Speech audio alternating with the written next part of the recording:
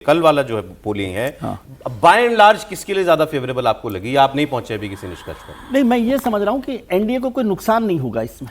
ये तो सर फिर वही बीच की बात होगी। नहीं, ये अब फिर आप कहेंगे कि आप कितनी सीटें बढ़ा नहीं, मैं ये तो तय हो कि प्रशांत किशोर को कितना वोट, नहीं सुरक्षित क्यों, जो नहीं समझ आ रही बात। जिसके लिए मैं सबसे बड़ा विरोध कर रहा था कि प्रशांत किशोर जी अच्छा नहीं करेंगे। अगर प्रशांत किशोर जी ने अच्छा किया है तो चुनाव नतीजे में बहुत बड़ा बदलाव हो सकता है ना। मैं एक विश्लेषक की बात सुन रहा था प्रशांत किशोर जी को लेकर के, और उन्होंने अभी तक जो प्रशांत किशोर जी की भूमिका इस चुनाव में बताई कि उसके बिल्कुल विपरीत बात कह दी। उन्होंने कहा कि भाई सब लोग ये सोच रहे थे कि प्रशांत किशोर जो है वो एनडीए का ज्यादा वोट काटेंगे, लेकिन कल की वोटिंग के बाद ऐसा लगता है कि वो एंटी इंकम्बेंसी वाला ज्यादा वोट ले गए। उन्होंने बिल्कुल एक अलग बात कही। तो क्या प्रशांत किशोर अभी भी एक अबूझ फिनोमिना है, नहीं अभी भी डिकोड हो पा रहे क्या? नहीं, मुझे लगता है ये मैं सबों के विश्लेषण से थोड़ा अलग अपनी राय रखता हूँ।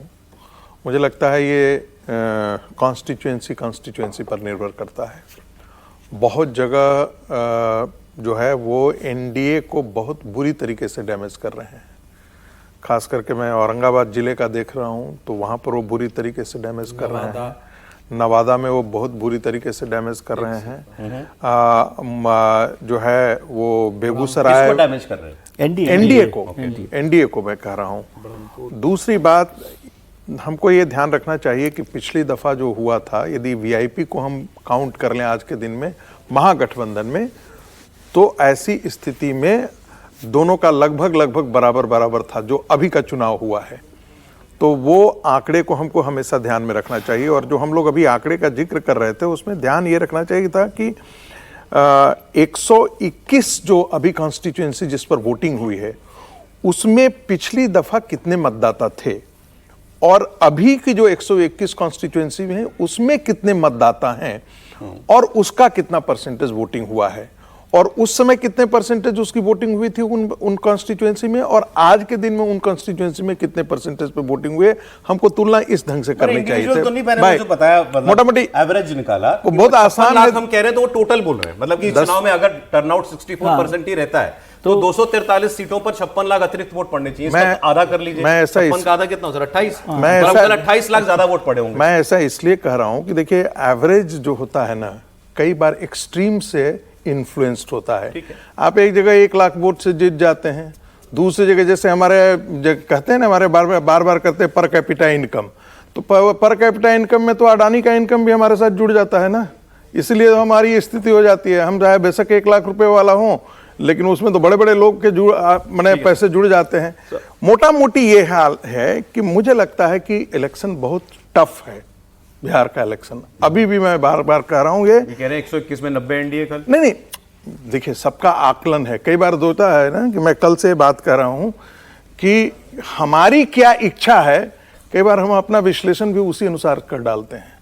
तो हमारी भी इच्छा है कि भारतीय जनता पार्टी का गठबंधन वहां जीते। ये टिप्पणी नहीं, मैंने देखिए मैंने व्यक्तिगत ये टिप्पणी कि हमारी इच्छा है, ऐसा है कि मैं इसका तो उत्तर देना पड़ेगा। मेरा भी एक विश्लेषण नहीं, इसको रोक नहीं, ये तो दे दीजिए। इच्छा है कि बोल तो लेने दीजिए सर। नहीं, आप घेर रहे हैं इच्छा हमारी क्या है, उसके लिए हम यहाँ नहीं खड़े। आप विड्रॉ कर लीजिए। मैं देख के क्या आया हूँ, विड्रॉ कर लीजिए। जो व्यवहार में क्या है वो उसके बारे में बात कर रहा हूँ। इनके कुछ बात का सपोर्ट करते हुए अगर मैं कह रहा हूँ कि हाँ कहां वो मैं देख के आया हूं कि कहां वो डैमेज कर सकता है। 21 सीटें ऐसे हैं। आपके लिए नहीं कह रहे थे?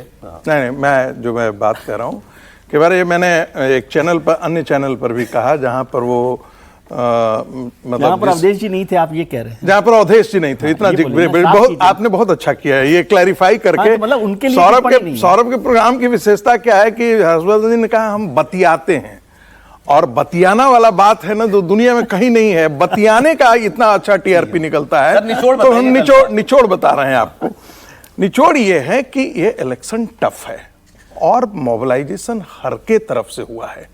यदि आप कहेंगे तो ये भी आंकड़े निकल करके आ रहे हैं कि सीवान से जो जिसे कहते हैं आप सीमांचल एरिया से कैंडिडेट अपने अपने धर्मों को, अपनी अपनी जातियों के लिए टिकट सुनिश्चित किए हैं कि आप आइए। समझ रहे हैं सर? एक लाइन कर लोग भी पिछली बार जो लगभग बराबरी पे थे दोनों गठबंधन, इस बार कौन बेहतर करना चाहिए पिछले फेज में? मैं ये इतना कह सकता हूं कि एनडीए एज पर है एक आध 2 सीट का बढ़ोतरी होगा, लेकिन इलेक्शन को यदि हम क्लीन स्वीप की तरफ देख रहे हैं तो मुझे थोड़ा सा इसमें मैं ऐसा है कि जो भारतीय जनता पार्टी के मुख्य चुनौती जो थी वो थी कि उनके उम्मीदवारों के विरुद्ध अपने कार्यकर्ताओं में असंतोष है, और ऐसे करीब 23-24 सीटों पर असंतोष था, और वो एक भूमिका वहां निभा रही थी।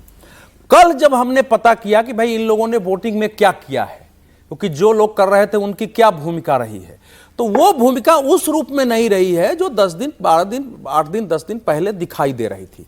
एक दूसरा क्या है इस बार के चुनाव में कि जेडीयू और बीजेपी के बीच में बहुत ज्यादा अंतर नहीं था, उनके बिल्कुल एक कोऑर्डिनेशन था उनके बीच। मगध के क्षेत्र में कुछ जगह ऐसा था जहां कुर्मी वोट जो है वो बीजेपी को कई जगह नहीं जा रहा था, उसमें बट गया था, बाकी अगर जेडीयू का कैंडिडेट है तो जा रहा था, ये हमने वहां देखा था। तो ये 2 फैक्टर थे। तीसरी जो स्थिति इस बार दिखाई दी है कि लोगों के अंदर ये भाव जरूर मैंने देखा, विरोध करने वाले भी आक्रामक थे, लेकिन आक्रामक में मुसलमानों की संख्या ज्यादा होती थी जहां लोग खड़े हो जाते थे, तो इसलिए वो विरोध तो पहले से है, परमानेंट है। तो भारतीय जनता पार्टी का ये देख करके कि वो नीचे स्तर पर हम के साथ थोड़ी प्रॉब्लम थी, हम इस फेज में अभी नहीं था। लोजपा के साथ 3 सीटों पर प्रॉब्लम इस क्षेत्र में थी बीजेपी के वर्कर को कि उन पर आरोप लगा रहे थे कि ये पैसा लेके टिकट बेचता है, इसके लिए हम क्यों काम करें, ये चीजें वहां चल रही थी। तो यही मेरे ख्याल से 7-8 सीटें ये मान लीजिए और 10 के आसपास उधर मान लीजिए, 18-19 सीटों पर थोड़ी दिक्कत ये प्रॉब्लम दिखी। तो आप 121 में 90 कह रहे हैं, 90 कह रहा हूं, 100 कहते हैं, 19 तो वैसे ही तो इसीलिए कह रहा हूं कि ये इस समय अगर मैं कह रहा हूं 100% हो गई ये तो अब लगभग 100% और मतलब 90% स्ट्राइक रेट तो मानिए। लेकिन इसमें एक चीज समझाइए, क्योंकि आप वहां जाकर आए, मैं आपसे केवल समझने की, अब देखिए एक चीज मैं समझना चाहता हूं, क्योंकि सर जाकर आए हैं, सर ब्रेक का समय हो रहा है, प्लीज आप बोलिए। केवल एक लाइन में समझना चाहता हूं कि जेडीयू का वोट एलजेपी को मिला कि नहीं मिला, और जेडीयू का 100% वोट बीजेपी को मिला कि नहीं मिला। 10 सीट शायद कल लड़ रही थी ना लोजपा। देखिए इस क्षेत्र में जेडीयू और बीजेपी के बीच कोई समस्या नहीं थी। मगध के क्षेत्र में भाजपा की जो मेन चुनौती है वो गंगा के उस पार है। लोजपा जेडीयू पूछ रहे हैं सर। लोजपा जेडीयू में मैंने बताया लोजपा की 3 सीटों पर इस क्षेत्र में प्रॉब्लम थी।